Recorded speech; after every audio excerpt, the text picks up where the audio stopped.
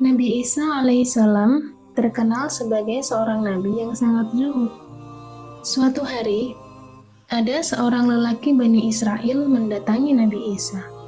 Dia berkata, "Wahai Isa, saya ingin bersahabat denganmu.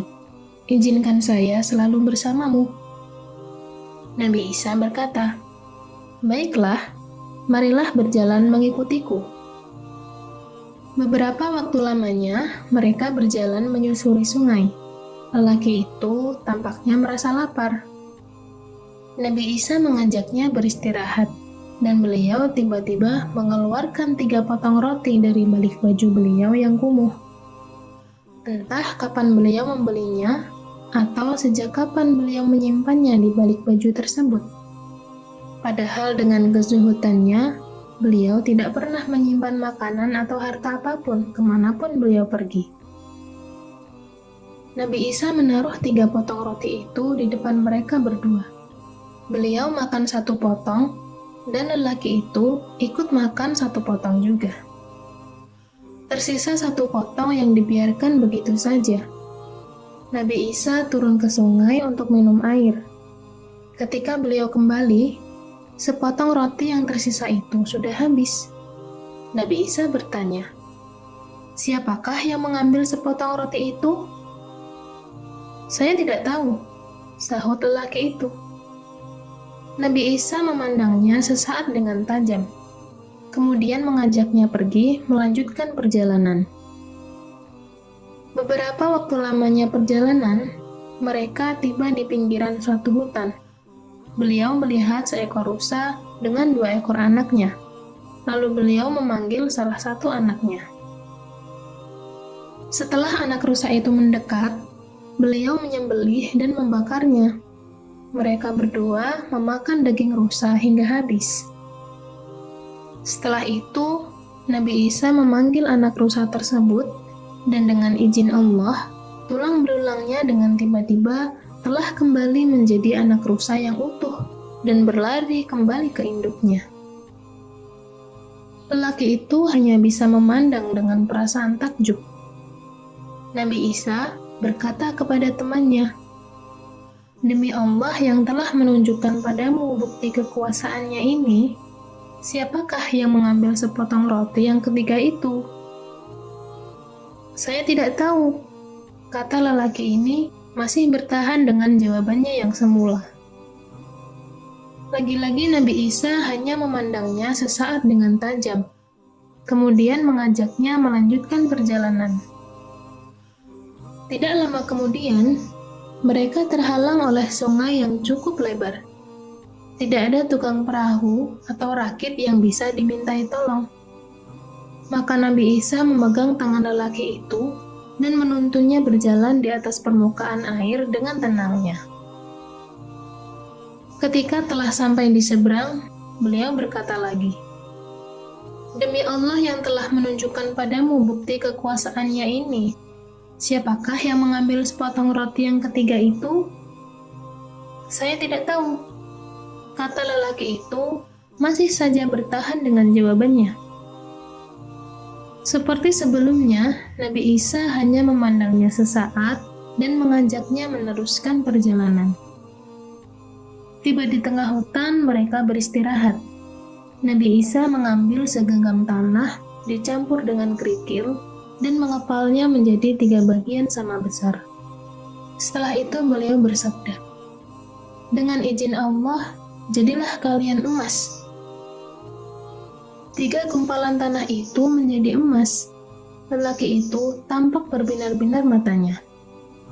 Nabi Isa berkata, "1 emas untukku, 1 emas untukmu, dan 1-nya lagi untuk orang yang mengambil sepotong roti yang ketiga itu." Segera saja lelaki itu berkata, "Wahai Nabi Isa, akulah orang yang memakan roti yang ketiga itu." Nabi Isa bangkit berdiri dan berkata, "Ini, ambillah semua emas ini, aku tidak memerlukannya, tapi jangan pernah mengikuti aku lagi." Nabi Isa pergi meninggalkannya, tapi tampaknya lelaki Bani Israel itu tidak peduli lagi. Bahkan, sampai beliau hilang dari pandangan. Dengan tamaknya ia masih asyik membolak-balik emas yang ajaib itu. Tiba-tiba datang dua orang yang bermaksud merampas hartanya. Beruntung ia mempunyai kemampuan bernegosiasi. Dengan bujuk rayu, ia berhasil menggagalkan maksud kedua perampok itu dan menjanjikan untuk membagi 3 harta yang dimilikinya sama rata. Kedua perampok itu menyetujuinya. Kini mereka bertiga berjalan bersama layaknya seorang sahabat akrab. Ketika merasa lapar, ia memberi uang kepada salah satu dari perampok untuk membeli makanan di warung yang tempatnya agak jauh. Setelah salah satu perampok berlalu pergi, keduanya tampak merencanakan sesuatu.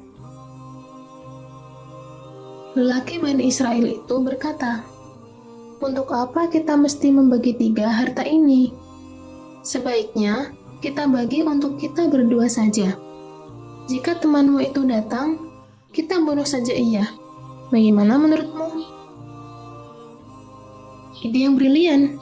Biar aku yang melakukannya jika nanti ia muncul," kata si perampok yang tampaknya tidak kalah tamaknya dengan teman barunya itu. Tapi sepertinya ketamakan itu juga tengah meliputi lelaki yang sedang disuruh membeli makanan. Terbersit dalam pikirannya, untuk apa susah-susah membagi emasnya? Semua itu adalah milikku. Biarlah makanannya nanti kucampuri dengan racun. Setelah ia makan sepuas-puasnya di warung dan meminta 2 porsi makanan lainnya dibungkus, ia pergi membeli racun dan menyampurkannya dengan makanan 2 temannya itu. Begitulah, ketika ia kembali, kedua temannya langsung memukulinya dengan kayu yang cukup besar, hingga akhirnya ia tewas seketika. Mereka berdua sangat gembira, mudah sekali mewujudkan rencananya itu. Karena perut keroncongan, mereka memutuskan untuk makan terlebih dahulu sebelum membagi hartanya. Tapi belum sampai setengah porsi mereka habiskan, leher mereka serasa tercekik, dan mereka jatuh terguling, mati dengan mulut berbusa dan wajah membiru karena racun yang sangat kuat. Tidak berlalu lama, Nabi Isa bersama beberapa orang sahabat beliau melewati tempat tersebut dan mendapati 3 mayat dengan harta berserakan di sekitarnya.